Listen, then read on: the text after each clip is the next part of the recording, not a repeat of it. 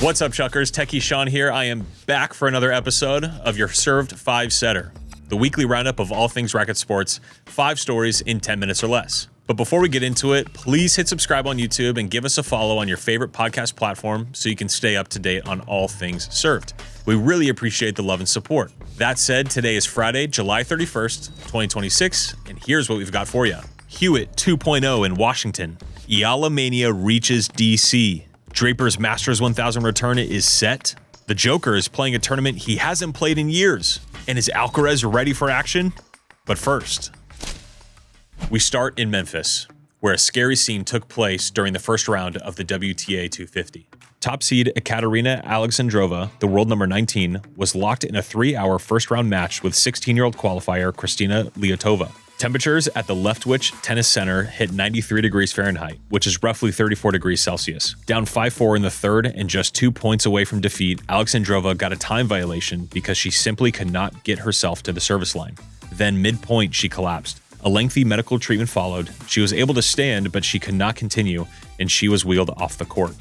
The forecast for the rest of the Memphis tournament doesn't seem to cool down too much, with temperatures looking to return to the mid-90s during the semifinals and finals. As we all know, this is not the first time a top seed has fallen due to the heat in 2026. World number 1 Jannik Sinner nearly faced defeat in Australia against world number 85 Elliot Spizzirri, where temperatures were roughly 97 degrees Fahrenheit. But he was able to continue playing after the tournament closed the roof and gave the players a chance to cool off. And then later this year, Sinner lost at Roland Garros in the second round to world number 56 Juan Manuel Cirindolo when temperatures were around 90 degrees Fahrenheit. As we continue the American hardcourt swing through the hot summer months, we'll keep an eye on how tournaments react to the heat. Set number 2 brings us to Washington, D.C., where the Australians had a multi-generational matchup. At the DC Open, 17-year-old Cruz Hewitt, son of former world number 1 and 2-time Grand Slam champion Leylah Hewitt, won his first ATP Tour level match, beating American Marcos Giron 6-3, 6-4. So of course, Cruz closed it out and immediately flashed the signature Hewitt celebration. Watch what happened when Tennis Channel asked him about the signature move in their post-match interview. And remind me again what this is called when you do the... Yeah, it's called the Vish. I think. I need to check on that, to be honest. But what do you mean you think? It's your family's identity. Yeah, it's your signature. He never named it. He just always did it. And then when I was little, I've just seen it. I've never really asked about it, so I might have to do that. The other Australian in the draw, recently married and current world number 6 Alex de Minaur, went into his first round match against Stefanos Tsitsipas, with their head-to-head record being 12-1 in Tsitsipas's favor. De Minaur was able to close the gap just a bit, bringing the head-to-head to 12-2. Heading into his second round match against Cruz Hewitt, Demon had this to say. We both came here early before the tournament, and the first 2 days we hit with each other. So it's going to be a pretty cool feeling, I think, all up, to be able to play him. I'm excited for it. It's going to be a lot of fun.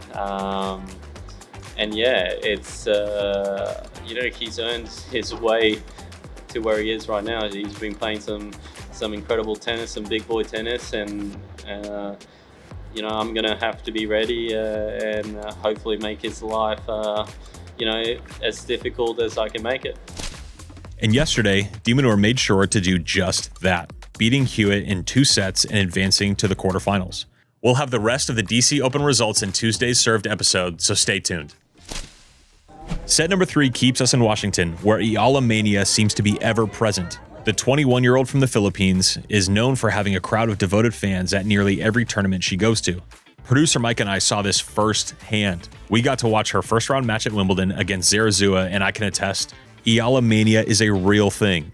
On Wednesday, Eala beat 7th seed and defending champion Leylah Fernandez 6-2, 6-7 to reach the Washington quarterfinals. An interesting note, this was Eala's first win over a fellow lefty. Here's the wild part though. That's the second tournament in a row Eala has knocked out the defending champion. 4 weeks ago at Wimbledon, she dethroned reigning champ Iga Swiatek in the 3rd round. Now she's done it to Fernandez. Eala won't be able to continue the streak though, since Mboka won't be playing in Canada this year. Just a quick side note, Leylah joined us on Q&A this week and answered some fan questions. She was so cool. Check it out, the link will be in the description. Set number 4 takes us to the land of maple syrup, hockey, and the first American hardcourt Masters 1000 of the summer. Oh, Canada! Jack Draper, the former world number 4, has been handed a main draw wildcard into the National Bank Open in Montreal. 2026 has been brutal for Draper. Injuries have cost him the first 3 Grand Slams this year. He's played just 13 matches, and his ranking has dropped all the way to 147. As of this recording, Draper is still on the entry list for the Indiana Hardcourt Championships, a challenger tournament that takes place during the first week of Cincinnati. For our Indiana representative, Newsletter Megan, it would be so cool to see Jack Draper play in her backyard. But I don't think there would be many complaints to see him back in a Masters 1000 draw either. We'll keep track of his schedule and keep you updated on where he plays next. All right, we saved a big one for last, Chuckers. The GOAT is back in Cincy. Novak Djokovic has confirmed he is playing the Cincinnati Open, his first appearance there since 2023. The 39-year-old, who has played just 2 Masters events all year, Indian Wells and Rome, announced it on Instagram.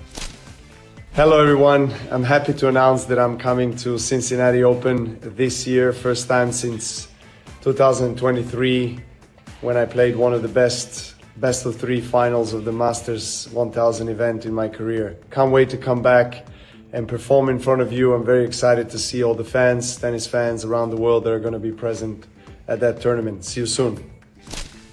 And if you were watching in 2023, you'd know exactly what he was talking about. That was the year Djokovic and Carlos Alcaraz played what some would call one of the greatest 3-set finals of all time. Novak saved a championship point, came back, and won it in 3 hours and 49 minutes. The longest best-of-3 final in ATP history. He then went on to win the US Open, so you could say those were good memories for him in Ohio. Now for the man on the other side of that epic showdown. Alcaraz is giving fans more and more hope for his upcoming return. The defending US Open champion, out since April with a wrist injury, posted a video of himself hitting forehands. Just hitting forehands. But that was enough to make fans go crazy.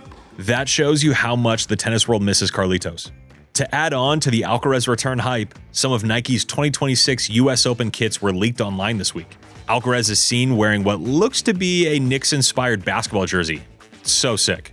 Carlos is still present on the Cincy entry list, but no confirmation from the Alcaraz camp. And that leads us to our tie-break trivia. Speaking of tennis and Knicks crossovers, one former world number 1 WTA player married a man who was drafted by the Knicks in 2005. Who is this crossover couple? We will have that answer for you in this week's 5-setter newsletter. And while you're there, a few stories that didn't make the cut this week.